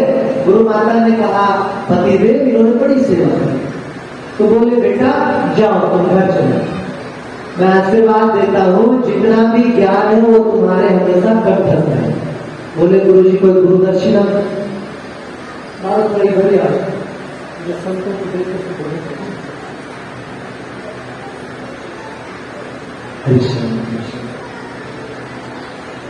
तो हाँ बोले कुछ गुरु दक्षिणा ले लीजिए। बोले कि अब मेरी तो कुछ इच्छा नहीं है, तुम जा। बहुत जिद करी तो बोले गुरु माता से पूछो। गुरु माता ने कहा कि सौदास राजा की पत्नी के कान में कुंडल है, बड़े दिव्य कुंडल है, उससे नित्य निरंतर जो है फूल झड़ते रहते हैं और 10 तोला सोना रोज गिरता है। तो वो लाके दे दो, मैं अतिथि सेवा करूंगी 3 दिन बाद, और अगर तुम समय से ले आए तो ठीक, नहीं तो शाम दे दोगे। ठीक है माता। वो गए लेने। रास्ते में क्या देखते हैं, कोई ब्राह्मण अचानक प्रकट हो रहा है, फिर अदृश्य हो रहा है, फिर प्रकट हो रहा है, फिर अदृश्य हो रहा है। लेकिन ये आगे बढ़े, एक नदी के किनारे में तो क्या देखा है, तो बैल पे कोई बैठा हुआ आदमी आया। बैल ने गोबर कर दी। उस आदमी ने कहा उत्तर, बोले हाँ प्रभु। बोले गोबर खा। बोले हम गोबर क्यों खाए? बोले अरे गुरु आकर गरी ऐसी, हम तुम्हारे गुरुजन है, ऋषि है, खा ले।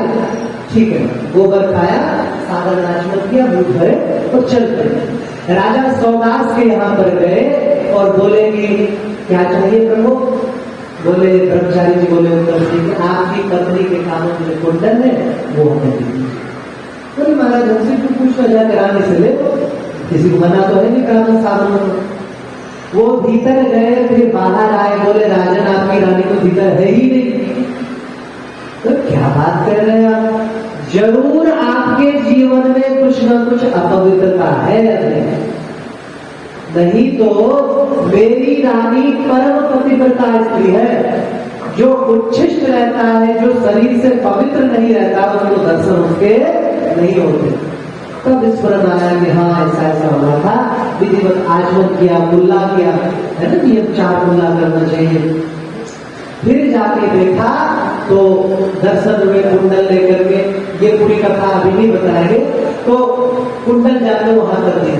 कहने का तात्पर्य ये है कि साधारण पतिव्रता स्त्री भी बिना शौच के सामने नहीं आती। और हम लोग सोचते हैं कि महाराज हम तो कुछ पालन नहीं करेंगे और डायरेक्ट भगवान बस बैठे बिठाए यही बैठे हुए हैं, जाएंगे वहां दिखेंगे, वहां का विमान होगा, 10 रुपए बुक करेंगे, चले जाएंगे। अरे भैया कुछ तो पालन थोड़ा सा करो। सुबह बैठे थोड़ी माला ही जप लो, प्रभात फेरी में निकल के राम का नाम ले लो, भगवान कृष्ण का नाम ले लो। तो शौच बहुत आवश्यक है, बहुत आवश्यक है। और क्या बोले सत्यम नास्ति तपः शौचम दया दानम न विद्यते। दया देखने को नहीं मिलती है। और दान भी महाराज एक परोक्ष दान रह गया, केवल पाखंड रह गया। महाराज जी एक कपड़ा भी बनाएंगे ना, कोई संत आ जाए तो उस पर इतना बड़ा बोर्ड लगा देंगे, कि हमारे व्यक्ति ने बनाया, हमारे बाप ने, हमारे दादा ने बनाया। पंखा लगाने, पंखा की 3 पंखुड़ियां अलग अलग पे अलग अलग नाम। एक जगह वृंदावन में बैठे थे, पंखा चल रहा था, गर्मी के समय आए एक सेठ जी बच्चे को बंद कर दिया, हाथ में बिगड़ रहे, पंखा भी बंद कर दिया। बोले चुप बैठ, हाथ में गुस्सा भी होना चाहिए। हमारे पूर्वजों ने पंखा लगाया था, अब हमारे छोटे छोटे बच्चे नाम तो पढ़वा रहे हैं कि नहीं? तो बोले दान भी केवल पाठक मात्र रह गया, दान भी करेंगे तो नाम बुलवाएंगे, ऐसे नहीं करेंगे और दया नहीं रही। बोले तो क्या बोले, उदर भरियो जीवा पराकार भाषण, जीव के लिए केवल अपना पेट भर जाए, इससे ज्यादा कुछ भी नहीं चाहिए, कुछ भी। हमारे परम पूज्य श्री नरसिंह बाबा महाराज ने भजन इस मामले में आपने रखा है। वो कहते थे, बड़ा सुंदर ठीक से कहते हैं, मान या रोटी दाल मिले ये तो सबको हर हाल मिले, मान या रोटी दाल मिले ये तो सबको हर हाल मिले। मीरा से पूछ कैसे गिरधर गोपाल मिले, मीरा से पूछ कैसे गिरधर गोपाल मिले, गिरधर गोपाल मिले, गिरधर गोपाल मिले। ज्ञानियों के नाते रिश्ते छोड़ के ओ बाबरे, देख दीनानाथ से जोड़ के ओ बाबरे, देख दीनानाथ से जोड़ के। चार घड़ी मन दुनिया से भी मोड़ के छोड़ के ओ बाबरे,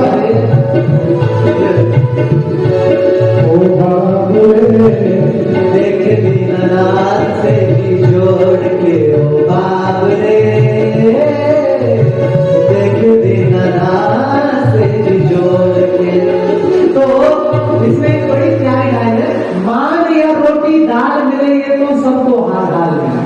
नरसिंह बाबा कहते हैं कि किसी ने पूछा तो कैसी कट रही, बोले मालिक खूब देता को बुखार। बोले अरे मूर्ख, पेट भर गई इसी को तुमने कृपा मान ली, पेट तो वो कुत्ते का भी भर देता, ये शब्द पेट तो वो कुत्ते का भी भर देता है, क्या यही कृपा है? उदर हरियो जीव, उदरम हरियो जीव, केवल पेट भर लेना ही जीव के लिए परम लक्ष्य है, परम पुण्य की प्राप्ति हो गई। बोले क्या यही केवल रह गया? बोले और क्या हो गया? बोले मंदा सुबंध मतयो, मंदमती हो गए। मंदमती मतलब समझते हैं, स्मृति विस्मृति संपन्न हो गए, अति क्रोधी हो गए। ऐसे ही समझ लो कि उनको सत्य असत्य में भेद समझ में नहीं आती, दिन रात में भेद समझ नहीं आते, अच्छे बुरे में भेद। पाखंड निरता संतो, महाराज ये बड़ा भयानक लक्षण कहा है, विरक्ता सपरिग्रह, बड़ा भयानक लक्षण। बोले जितने संत हमें दिखाई दिया सब पाखंड में विरक्त, पाखंड में फंसे हुए, बड़ी पीड़ा हुई। महाराज जी आज भी देखने को मिले, बड़ी पीड़ा होती है।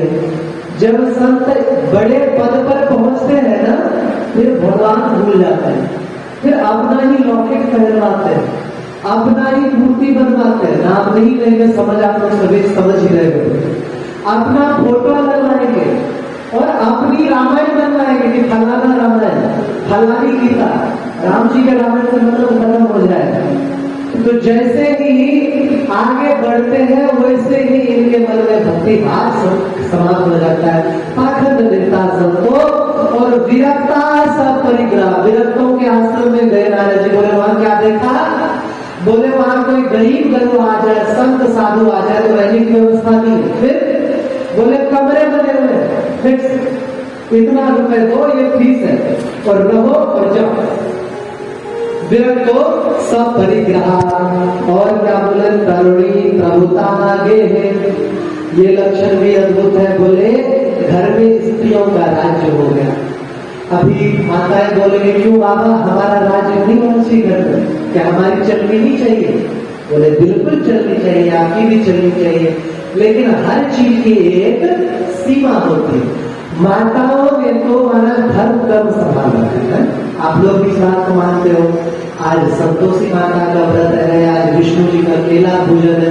महाराज सप्ताह के 7 दिन में से 70 व्रत निकल आए तो भी बड़ी बात नहीं, अधिक से अधिक श्रद्धा होती है। परंतु अगर स्वामी की बात बार बार काट दे, बार बार काट दे, तुम अपने मां को क्यों नहीं समझाते? वो भी तो रोटी बना सकती है, दिन रात मुझे बनाना पड़ता है। तुम अपने पापा को क्यों नहीं कहते बाहर जाके बेचे? मुझे जब भी जाती हूँ मुझे भूखट लगाना पड़ता है। इस प्रकार की जो स्त्री है उनके लिए कहा गया है कि तरुणी प्रभुता के।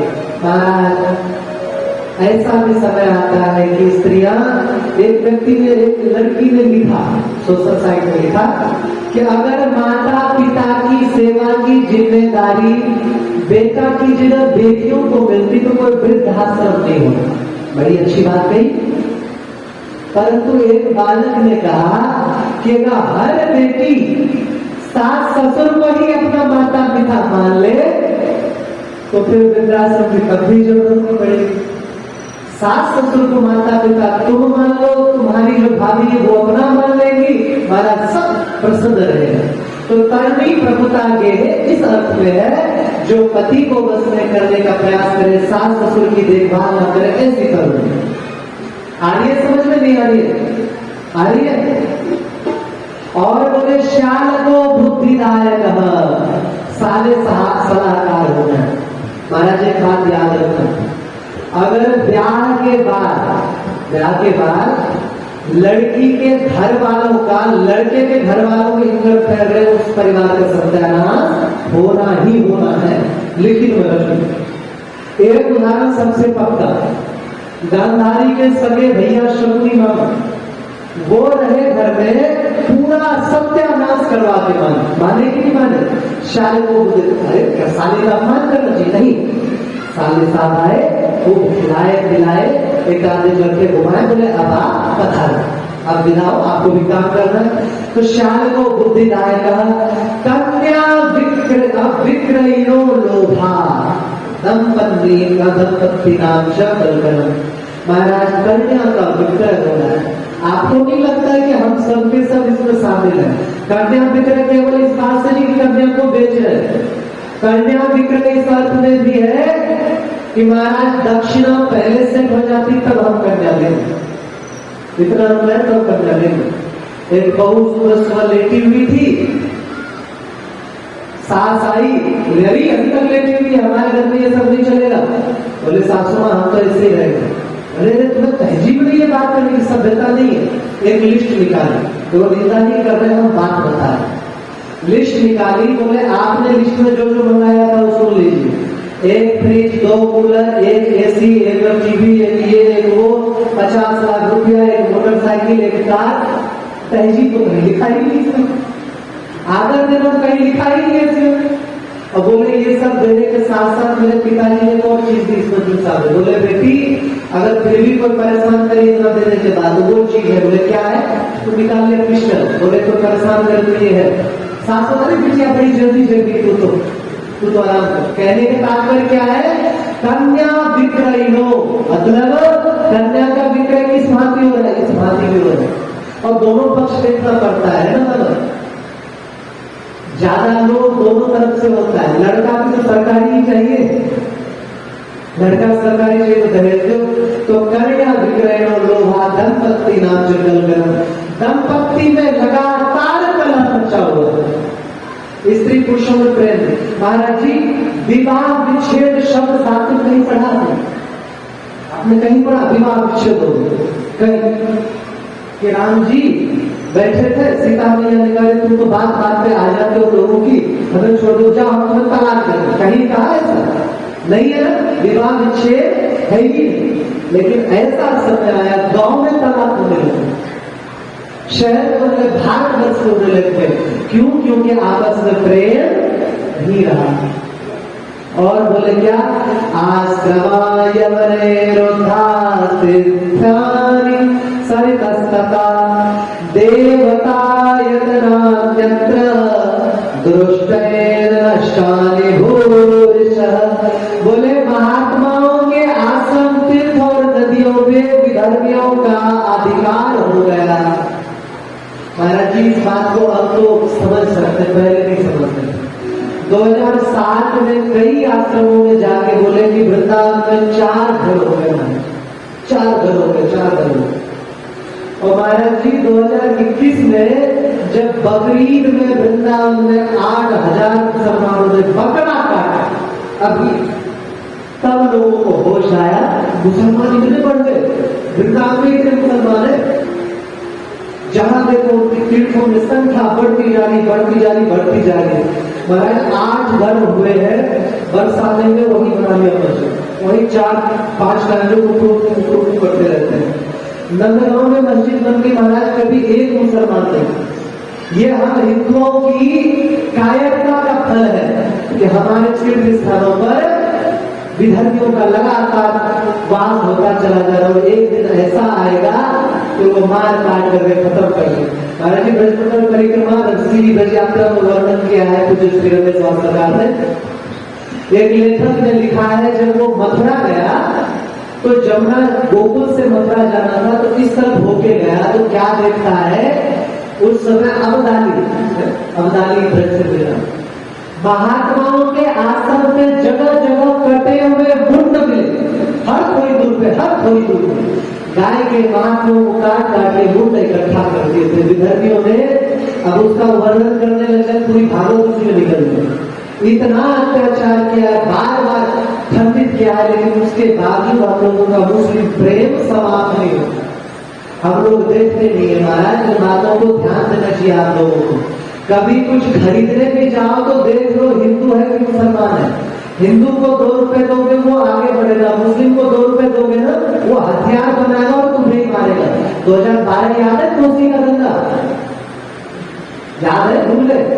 तो महाराज ये जो बात कह रहे हैं नारद जी, ऐसे नहीं कह रहे हैं कि आश्रमा यवनाय रुद्धा, आश्रमों पे यमन लोगों ने निवास कर लिया। आज महाराज वृंदावन में बड़े बड़े आश्रम यवनों के हैं। महाराज जी ऐसे पता नहीं चलता, पता कैसे पता चलता?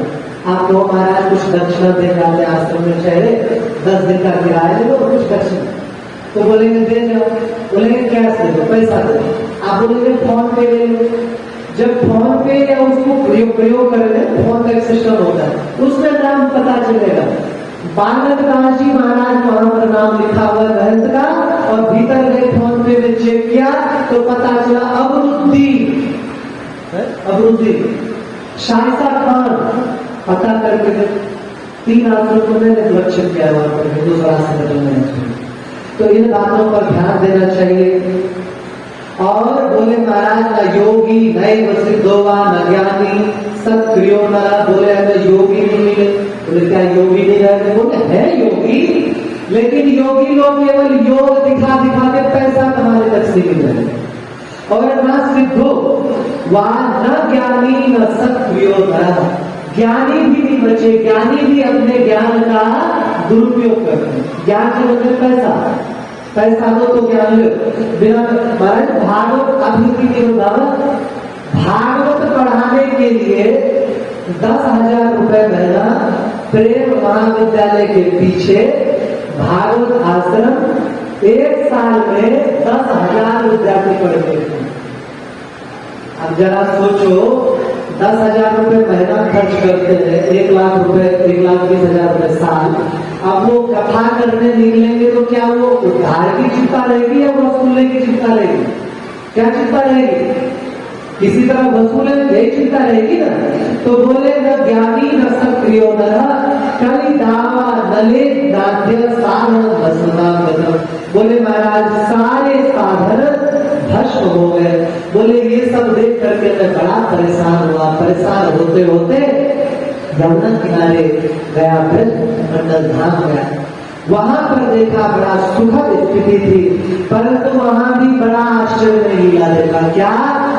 बोले वहां एक तरुणी स्त्री को घेर के बहुत सारी स्त्रियां थी, 2 वृद्ध पुरुष लेते थे। मुझे पहले लगा सत्संग हो रहा है, हम गए वहां। जाने पर देखा कि स्त्री और वही अमेरिका से संसारी लोग थे। तभी आवाज दी उस स्त्री ने, भो भो साधो क्षणं तिष्ठ मच्चिंता विनाशय दर्शनम तव लोकस्य सर्वथा गहरं परम। बोले हे साधु महाराज, क्षण भर ठहर जाइए, आपके तो दर्शन मात्र से सभी पाप नष्ट हो जाते हैं। तनिक देर ठहरिए, बड़े भाग्य से आपके दर्शन हो रहे हैं। ज्यादा भाग्यम भवे भूरि भवतो दर्शनम तदा। बोले संतों का जो दर्शन होता है सौभाग्य से होता है।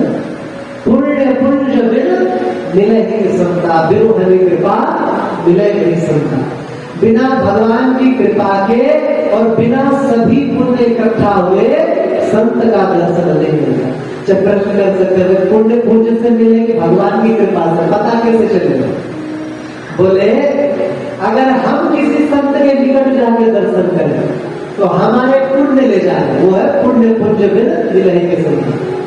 और मान लो हम घर में बैठे थे, अचानक से अपने स्वामी महाराज की गाड़ी चल पड़ी, राधे कृष्ण बोलते खाली बाबा आ रहे हैं, या कोई संत दिख पड़े, फुलारी वाला दिख पड़े, दर्शन अचानक से हो, वो है बिनु हरि कृपा मिले नहीं समझो।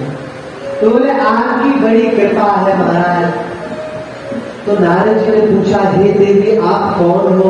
ये दोनों पुरुष कौन है और बाकी देवियां कौन है? आप लोग क्यों विलाप कर रहे हो? बोले महाराज मेरा नाम भक्ति है, ये दोनों मेरे ज्ञान वैराग पुत्र हैं, ये गंगा आदि नदियां हैं, इसका भी विस्तार भी करते हैं, संक्षिप्त को चले देते हैं। बोले कि मैं द्रविड़ देश से उत्पन्न हुई, कर्नाटक में बड़ी, महाराष्ट्र में सम्मानित हुई, परंतु गुजरात में हमें बुढ़ापा घेर गया। महाराज गुर्जरे जीर्णाम।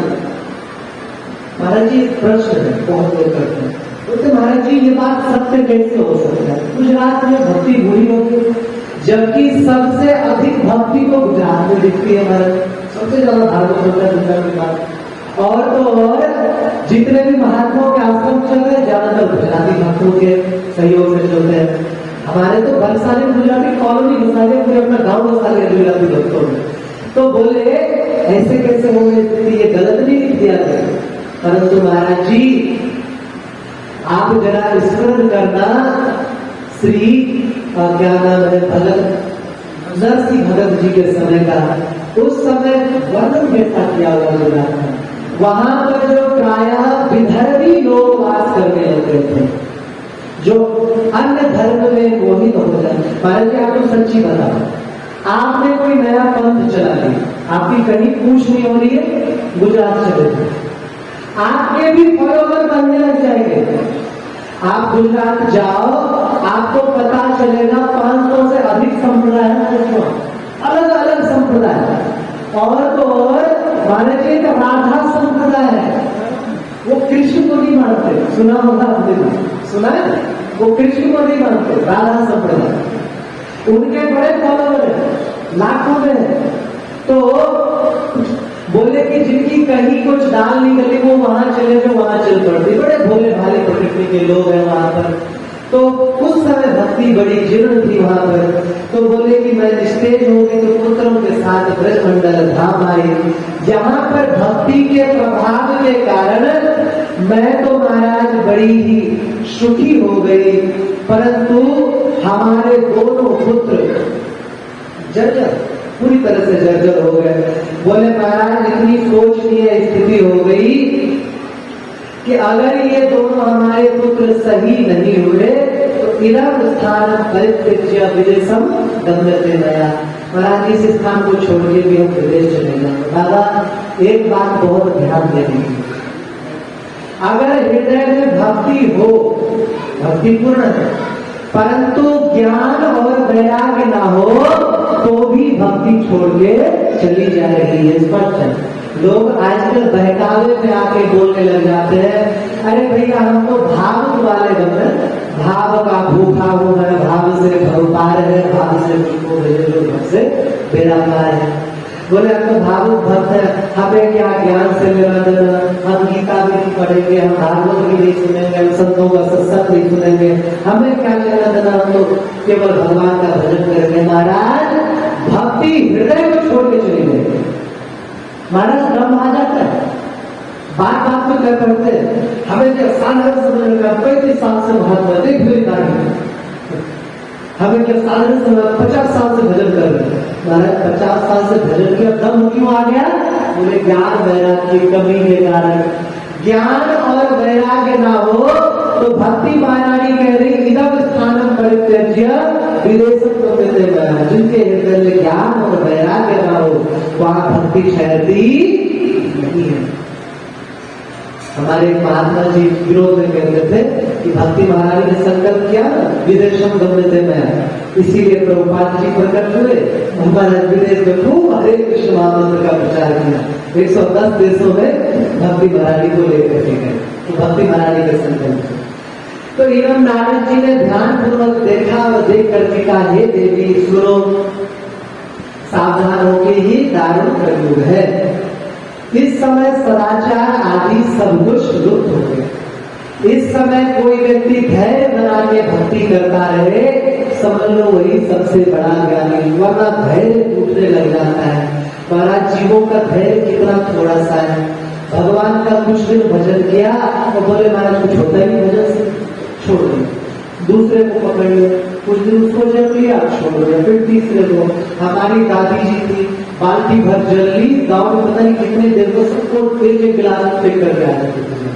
उससे पूछो, उनकी श्रद्धा है, लेकिन अब क्या है कि भगवान ने श्रद्धा दी है, थोड़ा इनको कर लिया, थोड़ा उनको कर लिया। एक व्यक्ति था बहुत समय तक कृष्ण भगवान की पूजा करता है, वर्तमान में रखना है कि धन हमें मिल जाए, धन मिल गया था, जो रहा था महाराज जी वो भी खत्म हो गया। तो किसी ने कहा अरे भगवान कृष्ण को भक्ति देने वाले तो दुर्गा मैया की उपासना, ठीक है ना। तो क्या क्या भगवान कृष्ण को उठा के ऊपर ताट में रख दिया और बीच में दुर्गा मैया को रखा और बड़ी सुगंधित अगरबत्ती जलाई। अगरबत्ती घूमती फिरती दुर्गा मैया के पास तो नहीं, घूमती कृष्ण के नाम में पहुंच गई। कहा देखो तो सही, लेना एक ना देना तो फ्री में बैठे बैठे दुर्गा मैया की अगरबत्ती उठा कर रुई लाई काट में ठूस। ठाकुर जी प्रकट हो गए, बोल क्या वरदान चाहिए? बोले प्रभु वरदान बाद में देना, पहले ये बताओ नाक में रुई दूसरे से प्रसन्न होते हो, हमें पहले बता देते, रख लेते जेब में करके गए, जब ठाकुर जी सामने आए नाक में रुई ठूसी। बोले अरे मूर्ख, पहले तो मुझे पूजता था, नैवेद्य धूप दीप देता था, लेकिन तुझे क्या भरोसा था मैं धूप सूंघता हूँ? आज तुझे भरोसा हो गया कि मैं सूंघता हूँ, मैं प्रकट हो गया है। तो बोले भगवान के भजन में किसी का धैर्य बना रहे, धत्ते धैर्यम तुयो धीमान स धीरा पंडितो था। बोले वही पंडित है, वही भक्त है जो धैर्यता पूर्वक भगवान का भजन करते रहे।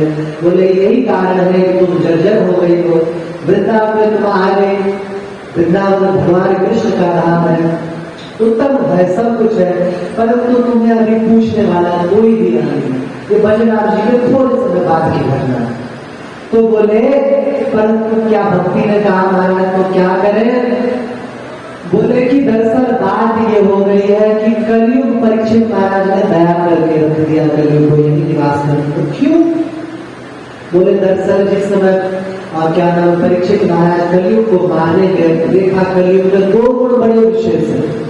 एक तो ये कि मन में सोचने से पुण्य तो लग जाएगा, लेकिन मन में बुरा सोचने से पाप नहीं होगा। दूसरा केवल भगवान नाम कीर्तन यद फलम नास्ति तपसा न योगेन समाधना तत् फलम लभते सम्यक कलो केशव कीर्तन। भगवान के कीर्तन से वो फल प्राप्त हो जाएगा जो फल किसी और भांति नहीं प्राप्त हो सकता। नारद जी वर्णन में आया है, एक बार नारद जी पहुंच गए और ब्रह्मा जी से कहते हैं पिताजी भगवान द्वापरांते नारदो ब्रह्मांडं जगा।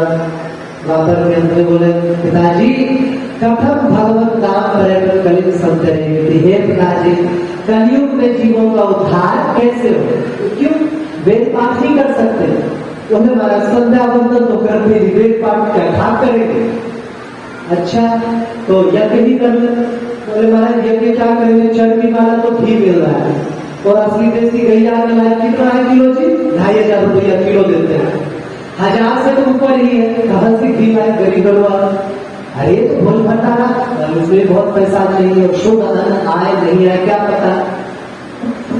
तो बोले फिर क्या करे? बोले एक उपाय तो है, क्या? बोले भगवत आदि पुरुषस्य नारायणस्य नामोच्चारण मात्रेण कलियुग। भगवान श्री कृष्ण का नाम लेने मात्र से ही कलियुग के पाप का अवसाद नष्ट हो जाते हैं, जिनका उद्धार हो जाता है। बोले प्रभु कोई नियम, पोष्य विधि रीति, कोई नियम? बोले नाश्य विधि रीति, कोई विधि ही नहीं है, कैसी भी विधि नहीं है, कैसे भी भगवान का नाम ले लो। वो जब हम लोग पाठान में है ना, सांकेत्यम पारिहास्यम वा सोहम हेलनमेव वा वैकुंठ नाम गणम शेषाग धर्म विदु। बोले संकेत से भगवान का नाम ले लो। कैसे? संकेत से कैसे? जैसे किसी के बेटे का नाम नारायण रख दिया, कृष्ण रख दिया, राम, संकेत भगवान का नाम। पार याद से मजाक भी ले लिया, कैसे भी नाम ले लिया। महाराज जी हमारे गुरु जी को घटना बताते हैं कि दादा गुरु जी बताते थे कि एक व्यक्ति को सूरदास जी ने कहा, अरे तू राम राम जपो कर। तो बोले महाराज समय कहा, तो बनिया आदमी दिन रात चावल ले तो दाल ले। बोले कभी तो समय मिलता? बोले महाराज कभी समय नहीं, सुबह बैठे 5 बजे और शाम को 11 बजे छोड़ते रहता। अच्छा लैट्रिन करते समय जहां उस समय खा, उसी समय राम राम कर।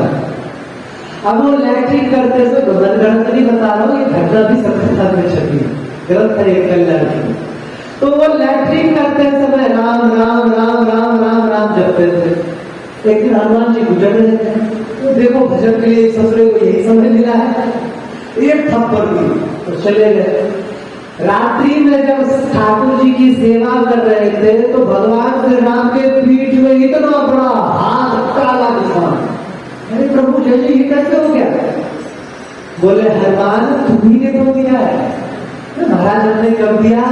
बोले जो मेरा नाम जपते हैं मैंने तो कह रखा है, अनन्याश्चिन्तयन्तो मां ये जना पर्युपासते तेषा नित्याभियुक्तानां योगक्षेमं महान्।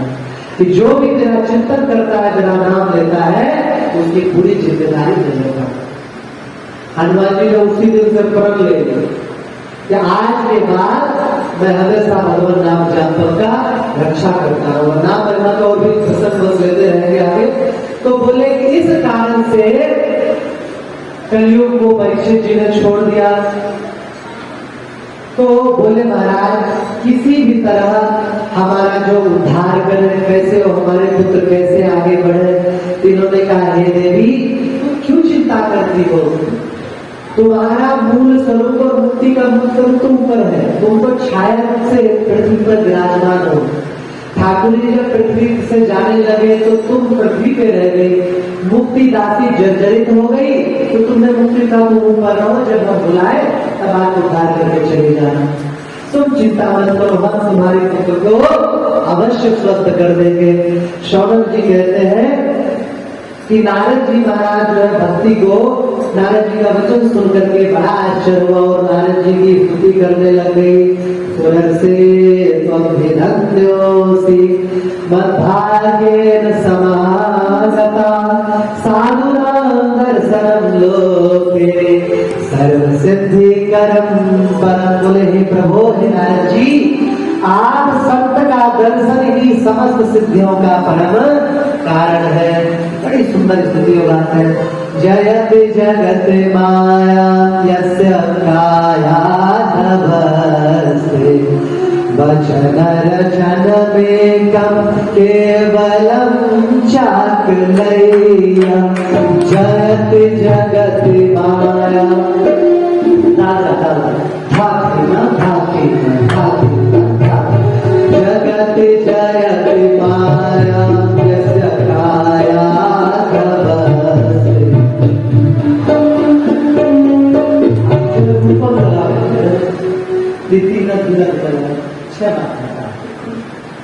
कोई बात नहीं। ध्रुव पदमपीयातो यत्कृपातो ध्रुवोऽयं सकल कुशल पात्रं ब्रह्मपुत्रं नतास्मि।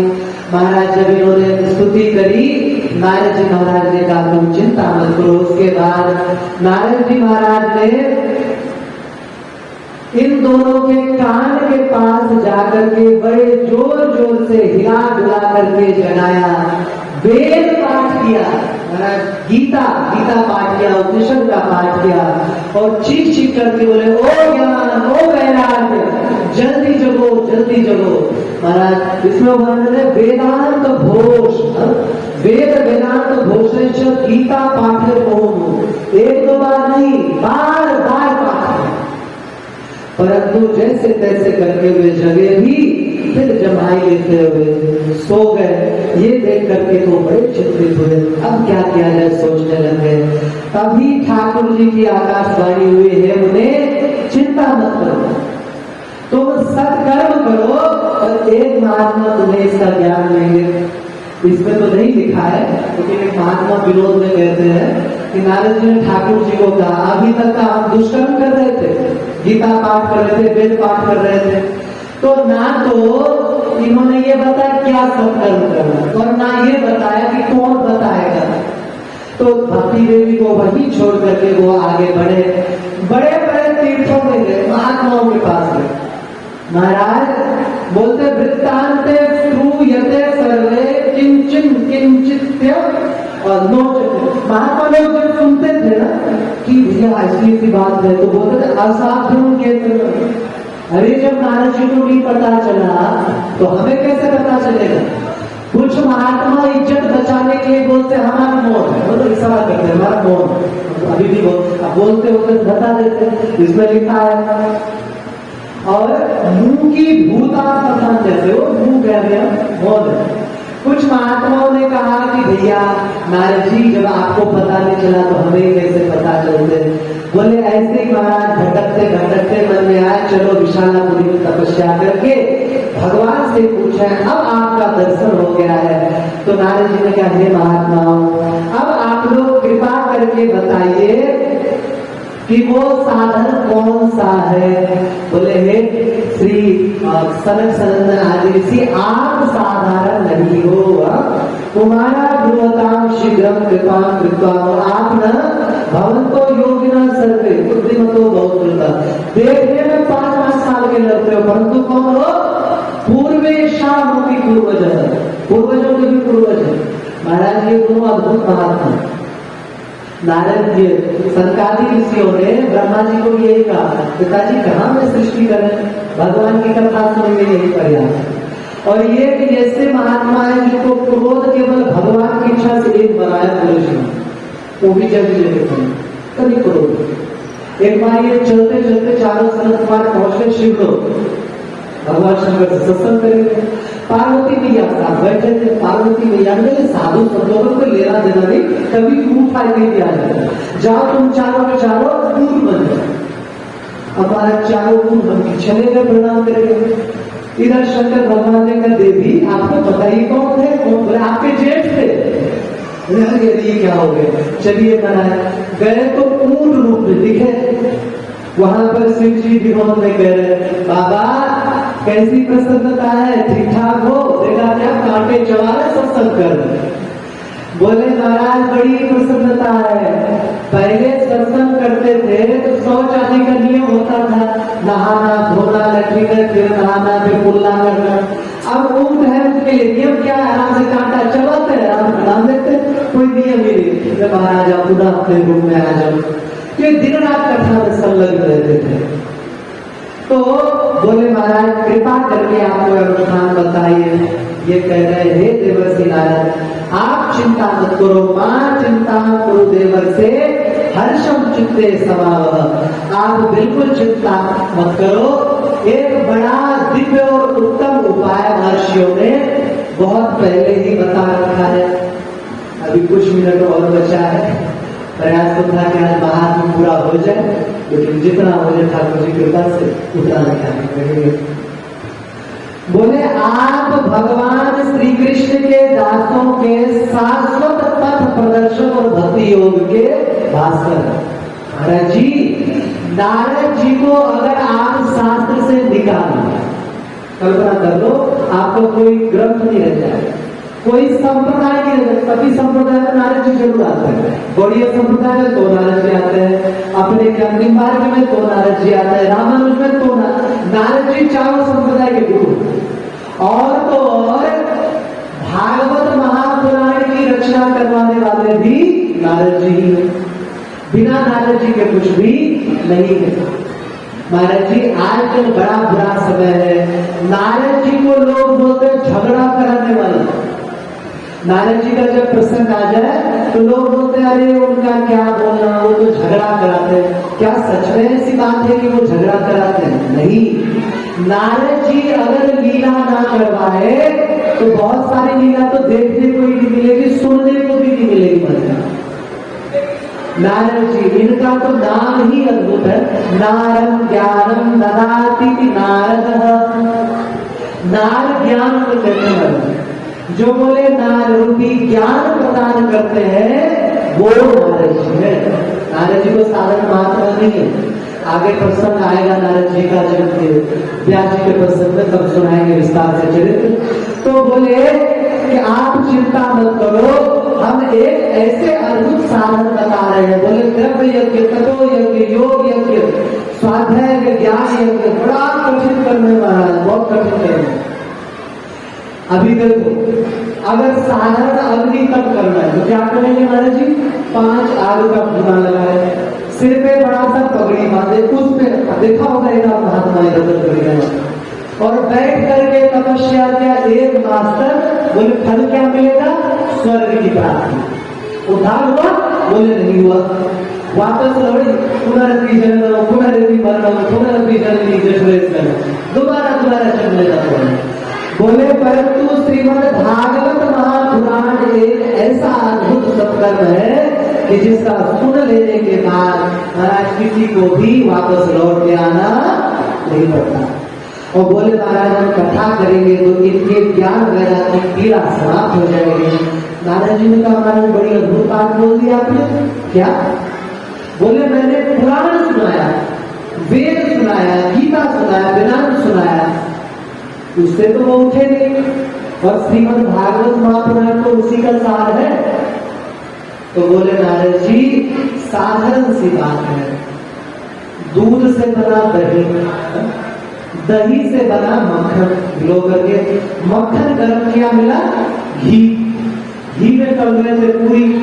अब घी की कमी पड़ गई तो ये थोड़ी कहेंगे भैया दूध से ही तो घी बनता है, घी कमी पड़ गई तो दूध में तल रहे, पूरी तलेगी घी में, ये दूध में नहीं तलेगी। बोले वस्तुतः सभी पुराणों शास्त्रों का ही सार है भागवत, परंतु सार में कुछ विशेष आता है। आम के पेड़ के जड़ से लेकर पत्ते तक में आम की मिठास होती है, लेकिन आप उसके मिठास को लेने के उसकी टहनी तोड़ के चबाने लग जाते, महाराज दांत भी नहीं बचेंगे साबुत और रस भी नहीं मिलेगा, लेकिन मन लिया तो फल में स्वाद मिला। बोले इसी तरह ये नारद जी इसमें उदाहरण दिया है कि जैसे गन्ने में पर्याप्त रस लेते हैं लेकिन निचोड़ करके जब पीते हैं तो एक अलग आनंद आता है, चीनी के गुड़ के रूप में, मिश्री के रूप में अलग आनंद आता है।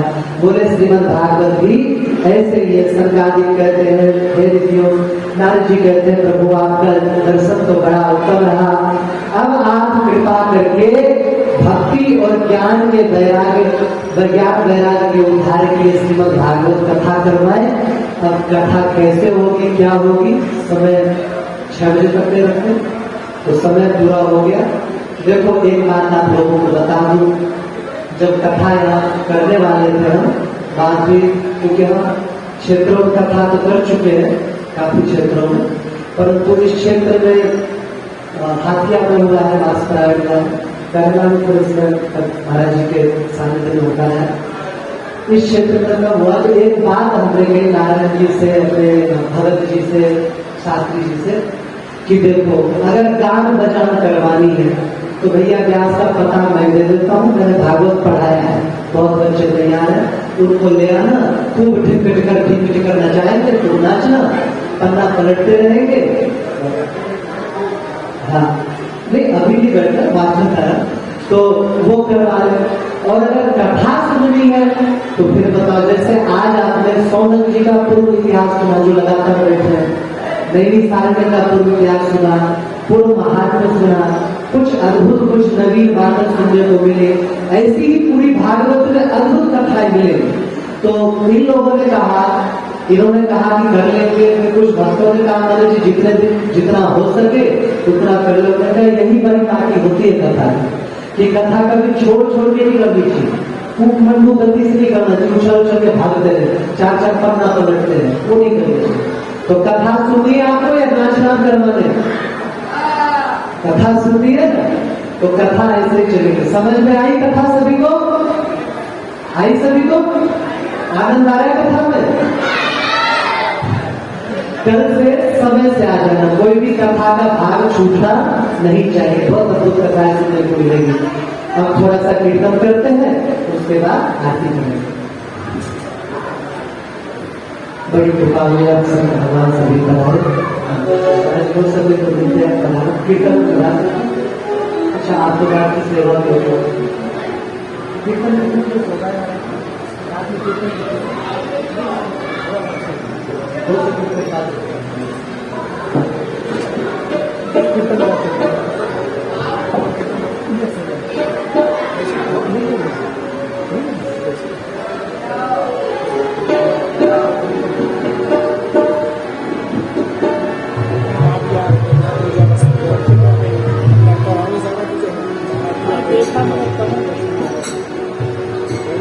हरे राम राम राम सीता राम राम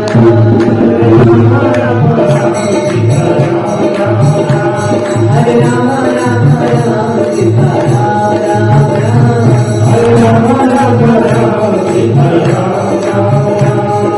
मंगल भवन मंगल हारी मंगल भवन मंगल हारी